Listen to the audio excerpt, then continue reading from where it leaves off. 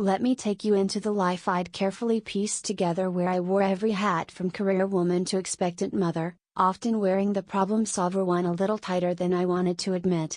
I'm 28, 6 months pregnant, and yes, married to a man I adore. But I'll be honest, our dynamic leans a bit uneven. I've always been the one people turn to in times of crisis, the planner, the doer, the rock. My husband? He's sweet, hardworking in his own right, but let's say his bark isn't exactly intimidating. After years of grinding together, we'd finally bought the house of our dreams, a villa that felt like a symbol of everything we'd fought for, a spacious, sunlit testament to us. A pristine garden stretched out front, and the ocean shimmered just past the windows. When we first moved in, I'd stand at the bay windows and imagine our baby crawling across the soft rugs, laughter bouncing off the walls we'd renovated together. This house was our future until his family decided they had other plans. The day it all blew up, I was home alone, perched on a stool in the kitchen, scrolling nursery designs while savoring the peace of the afternoon. My husband was in his home office. I could hear the faint hum of his voice on a business call.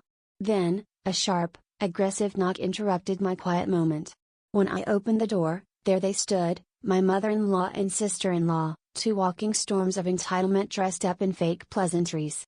My mother-in-law barged in as though the door had opened just for her. Behind her, my sister-in-law waddled in with a noticeable bump that hadn't been there before. I blinked. Was she pregnant? She hadn't breathed a word during our recent housewarming party. Yet, there it was, a belly big enough to reveal a secret she'd apparently been hiding. They brushed past me into the living room without waiting for an invitation. My sister-in-law looked around the villa with open desire, her eyes scanning every corner like a predator sizing up her prey. "This place really is perfect," she gushed, plopping onto the couch like she owned it. Thanks," I replied, feeling my patience thinning. Something wasn't adding up. I called my husband down, hoping he'd have some insight into their surprise visit. When he joined us, the bombshell dropped. My mother-in-law, ever the queen of audacity, declared that my sister-in-law would be moving into our house. According to them, she needed the space for her soon-to-be baby, and since my husband and I were doing so well, we could easily buy another property. I sat frozen for a moment, incredulous. I glanced at my husband, expecting him to burst out laughing at what had to be the most absurd thing anyone's ever said. Instead, he looked startled, fumbling for words. "Wait. What?" was all he could manage. "Oh, come on," my mother-in-law said, rolling her eyes. "You two can afford it. She needs this house more than you do. And she's family. Surely you'd want your nephew or niece to have the best start in life." "Family?" I repeated, my voice dripping with disbelief. "I'm sorry, but where were these familial ties when my husband and I were working our asses off to buy this house?" My sister-in-law chimed in, her tone light but cutting. "I mean, don't you think I'd make better use of this place? You don't even like hosting people." I felt a pang of something beyond anger. It was disgust. They weren't just asking us to hand over the keys to our home. They were minimizing every ounce of effort we'd poured into building this life. I looked at my husband again, this time silently pleading for him to find his voice, to defend us. He cleared his throat and tried to sound firm. "Mom, that's ridiculous. This house isn't something we're just going to give away." But his voice lacked weight, and it was clear his mother wasn't taking him seriously. She dismissed him with a wave. "Don't be selfish. Think about how much this means to your sister. You two can just buy a condo or something. She needs this more than you do." I couldn't hold back any longer. "First of all, half this house is mine," I said, standing up. "And let's get one thing clear, there is no way we're moving out. Your daughter's poor decisions are not our responsibility." My mother-in-law's eyes narrowed, and then, with venom in her voice, she said it, "You're just a gold digger who doesn't deserve what my son's worked for." Gold digger. The word cut through me like ice, but it also lit a fire. "Gold digger?"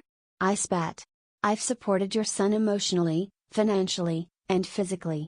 I've been with him for a decade, helped him build his startup, and paid for half of this house with my money. So please, enlighten me, where exactly does the gold part come in?" As the argument escalated, My sister-in-law sat back smugly, clearly enjoying the chaos she'd sparked. My husband, to his credit, finally raised his voice, telling his mother she'd crossed the line. But it was too late. The tension had already hit its breaking point. Exasperated, I turned to my husband and said the words I'd later regret: "It's not like you could protect me anyway. If anyone's doing the protecting around here, it's me." I didn't think the jab would land as hard as it did. His face fell hurt, angry, and maybe even embarrassed. I'd said it in the heat of the moment, but we both knew there was truth in my words. He stood up suddenly, his fists clenching and unclenching at his sides. For a moment, I thought he might actually lash out, not at me, but at the sheer weight of everything he wasn't doing. Instead, he said quietly, "Maybe you're right," and walked out. I watched him go, unsure whether to feel triumphant or hollow. The silence in his absence was deafening, broken only by my mother-in-law's mocking laugh. "See? Even he knows you're not worth it." I didn't respond. I just stood there, numb, as they left. Hours later, my husband came back. His face was unreadable as he sat across from me at the kitchen table. "I know I let you down," he started, his voice steady. "But you need to know that doesn't mean I don't care. I care about you. About us. And I'm going to prove it." "What does that even mean?" I asked, too exhausted to mask the frustration in my tone. "It means I'll fight for us," he said simply. "I'm not letting anyone take what's ours." That night, my husband drafted a detailed letter to his family, outlining the boundaries they were no longer allowed to cross. He made it clear that our house was not up for debate and that any further harassment would result in legal action. And while part of me doubted his resolve, the next morning he actually sent it. Over the next few days, he threw himself into proving his words weren't empty. He cut off contact with his mother and sister, ignoring their angry texts and calls.